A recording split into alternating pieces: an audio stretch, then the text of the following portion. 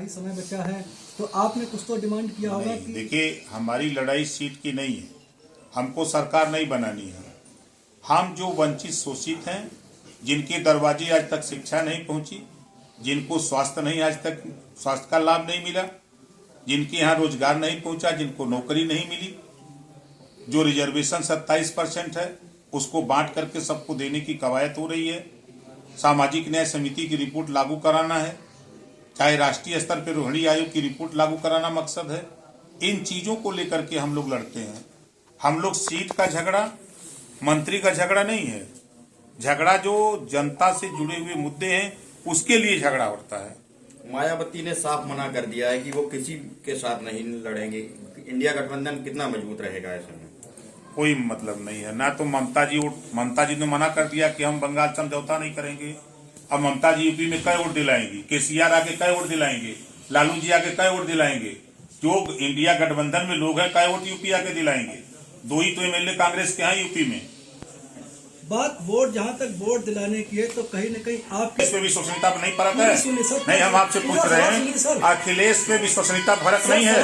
2 बार नहीं, सुन लीजिए सवाल का उत्तर तो तब दीजिए ना जब सबसे पहले आजमगढ़ उपचुनाव हुआ। हाँ। आपने कहा कि हम एक तरफा जिताएंगे, तब आप समाजवादी पार्टी के साथ थे, एसी में बैठे थे, एसी में सूत रहे थे अखिलेश जी, तब आपने नहीं जगाया उनको। नहीं, वो जगह एसी में सो के वो खेल रहे थे, क्या कहते हैं, लूडो। साथ आपके अखिलेश जी लूडो खेल रहे थे एसी में बैठ के, तब आपको नहीं चिंता लगी? नहीं, चिंता हमारी थोड़ी करनी, हमें लड़ ले यार। आजमगढ़ वहां पर औकात पता लग जाएगा। आजमगढ़ 1 लाख वोट पोल कराया था ओम प्रकाश राजभर ने, तब जाकर के उनकी दूसरे नंबर पर जमानत बची। अखिलेश स्वयं कन्नौज लोकसभा चुनाव लगभग उनका फाइनल टिकट हो लड़े, कौन मना कर रहा है? लोकतंत्र है, सब लोग कहीं लड़ सकते हैं। बार बार दल बदलने से क्या जनता के वोट का अपमान नहीं होता है? आखिर ऐसा नेता क्यों करते हैं? ये अखिलेश से पूछिए, ये बात अखिलेश से पूछिए कि 2 बार बसपा से, 2 बार कांग्रेस से, 2 बार आरएलडी से, 1 बार निषाद पार्टी से, 1 बार सुभाषपा से दल बदलने से क्या हो रहा है, उनसे पूछ लीजिएगा। बार बार आप भी दल बदलते हैं। नहीं, मैं तो कह रहा हूँ, अगर वो कर रहे हैं तो रासलीला आपको दिखती है, वो करते हैं तो रासलीला दिखती है। हम आपसे नहीं, हम आपसे पूछ रहे हैं। नहीं, हम आपसे पूछ रहे हैं, वो करते हैं तो रासलीला दिखती है, हम करते हैं तो कलेक्टर ढीला दिखती है। मैं तो उदाहरण दे रहा हूँ। देखिए, जनता के हित के लिए गठबंधन होते हैं, सरकार बनाने के लिए सरकार में रहकर के जनता के हित के लिए होते हैं, चाहे वो कोई भी करता हो। आप क्यों अपना चैनल बदलते हैं?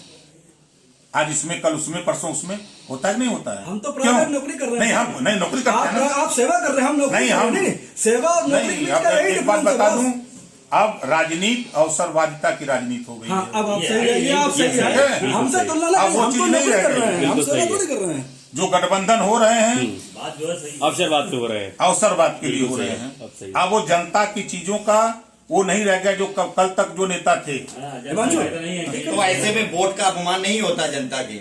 अवसरवादी है, अवसरवादी की नेता है। पहले बात आप जान लो, जनता आज के तारीख में 45 से 50% अशिक्षित है।